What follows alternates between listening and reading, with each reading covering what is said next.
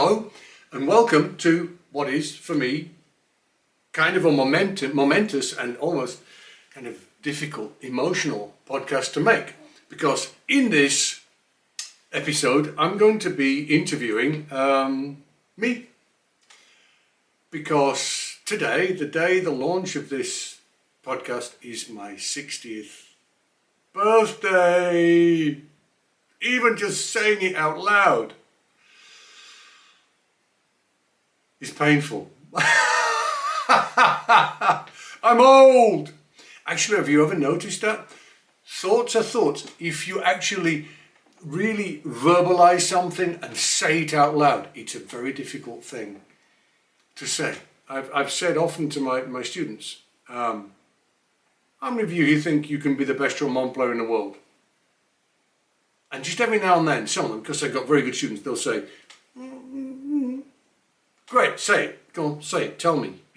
And so far no one's been able to do it. It's a very difficult thing to do. So actually saying, I am 60 years old. You know what, 20 is no big deal. 30, didn't really notice it. 40, on my 40th birthday, I flew business class to JFK, New York with the Vienna Philharmonic. And we got on a plane and I was sitting with Dietmar, the other first trombone player in Vienna. And the first thing he said was a bing, excuse me, it's his 40th birthday. And the stewardess said, passport. So, there you go. And she said, okay. And she just came back with 6 bottles of champagne and just put them out. And that was quite a celebration. My 50th, I had a bit of a party, but it's not a big deal.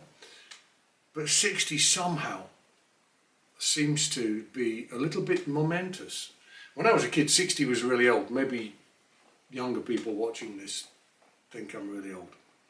And this thing about, I don't feel any different to the way I felt when I was 20. It's not strictly speaking true. I think I get a bit more tired these days, a bit more. Not much, I've still got stacks of energy, but I get a little bit less than I used to. But don't notice it. The reason why I'm doing this is I woke up, I had a dream. And I woke up 4 or 5 nights ago. And it was like, is that it? Was that it? Is that the best you could do? This voice in my head saying, so that was your life, huh? That was your career, that's what you did. And this talk of retirement, because my employers in Switzerland, in their great wisdom, decided 65 and that's the end of it. Which does seem a bit crazy because I spent my life learning how to teach. Now I can teach. Someone's going to say, okay, we're going to bring another kid in who doesn't know how to teach. And they're going to spend 30 years learning how to teach. No, we'll kick them out. Well, it is what it is. So it was a really strange thing. And it's like, no, but please, I could have done it better. I think maybe I should have practiced more and taken it a bit more. And it was a really strange sort of realization that this birthday means a lot to me. And I've never felt the need to see a psychiatrist ever in my life. I know a few people think I should have, but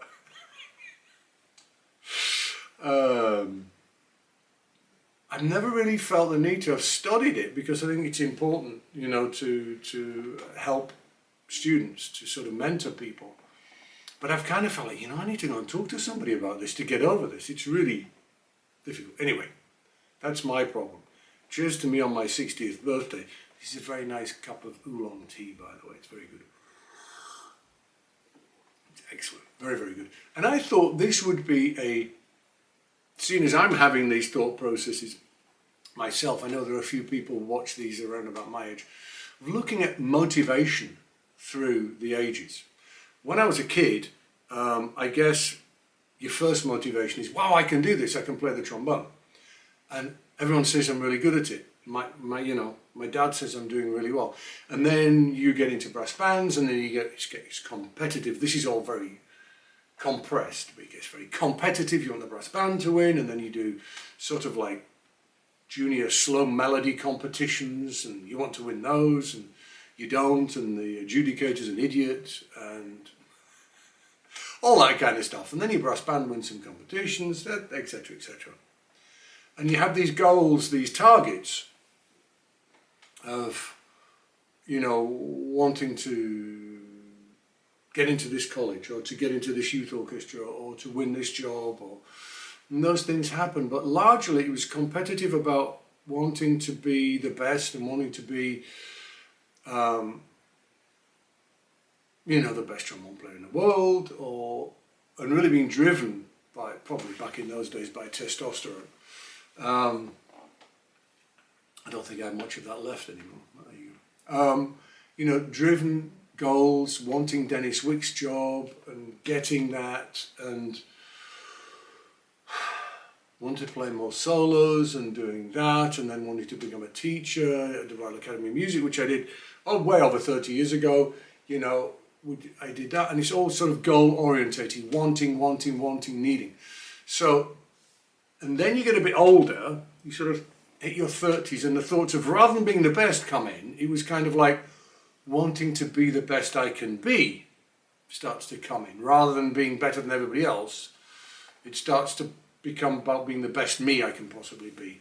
And that's when the journey of becoming, trying to be a better human being, you know, and going on this journey of awareness and awakening, and perhaps you can call it spirituality. But still, and then I think the competitive element of wanting to go and do an audition in Vienna and winning an audition behind the screen, the only time I ever did that, and I won it, and the goal to grow and to develop and learn to speak German and to learn to live in a different country and all that sort of stuff goes on. And then one's ambitions move into, certainly in my case, it moved on to really becoming the best musician I could possibly be. I think my trombonistic education was in the London Symphony. My musical education was in the Vienna Philharmonic. That's where I studied. 12 years of hardcore musical education. And then wanting to grow that further in myself and then share that with others. And so one's ambition tends to be sort of lived out vicariously through students as well as one's own. So then it's like you're dealing on this mentoring basis. Jonas Bieland said a long time ago, he's the teacher in Hanover, he said, you know, the success of the student is the student's success, not mine. Same with the failure. I think I've adapted that now, that I don't, and I kind of agreed with that. I don't see it that way now. I think it's like, we're in this together. This is our success and our failure. It's our project. We're doing this. You know, I'm not going to take credit for your success and walk away if it doesn't work out. It's like, if it doesn't work out, we both didn't do our best, or didn't do as well as we could have done. A bit more deep. So one's goals tend to be not only for oneself, but also for others, mentoring, helping. And I wanted to look at now, what are the goals when you hit 60? What is it that I want to do in life? Well, I think the internal battles to understand oneself and to understand, well, this is all around us. It's going to go on until your eyes close for the last time. So that's never going to stop. That's a journey that I've been on for decades. My goals, I still think I'm getting better on the trombone. I still think there are things that I can improve. I still think there are things that are improving. Of course there are things that improve. I don't know how long it's going to go on for.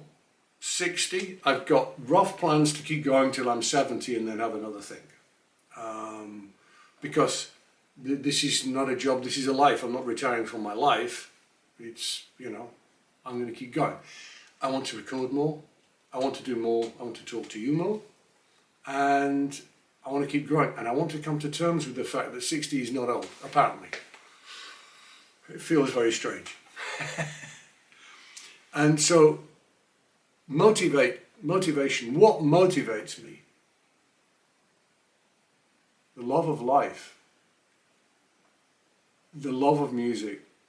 I've still never got over blowing air down a trombone and a noise comes out the other end. Sometimes quite a nice one. I love it. I love music. I love trombone playing more than I ever have. And so this kind of realization that the sands of time may be sort of ticking away. My career is indefinitely in its back end now.